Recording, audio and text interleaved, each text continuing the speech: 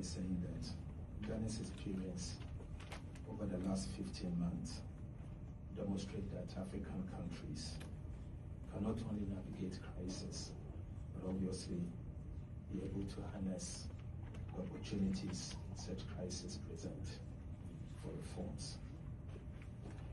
My country faced some very difficult and severe economic crisis since 2022.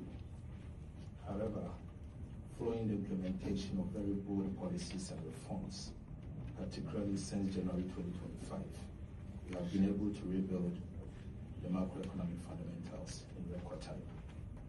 Today, I'm proud to say that growth is up, inflation is down, the currency has stabilized, we have recovered the macro.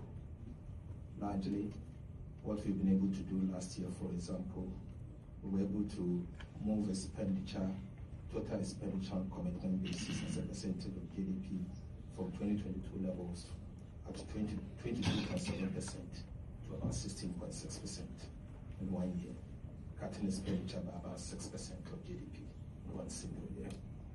The primary expenditure on commitment basis declined from 18.7% of GDP to about 13.2%, all in 1 year.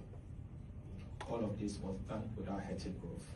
We saw growth, particularly non-oil GDP growth, moving from 6.1% of GDP to 7.6% of GDP. In fact, the central bank was also able to build reserves in record time, where we saw our reserves position moving to about 5.8 months of import cover, from about 4 months of import cover in 1 year. We've seen our debt numbers improving, where our debt to GDP has declined from 61.6% to 44.7%. We've seen the external debt service to domestic revenue declining to about 10%.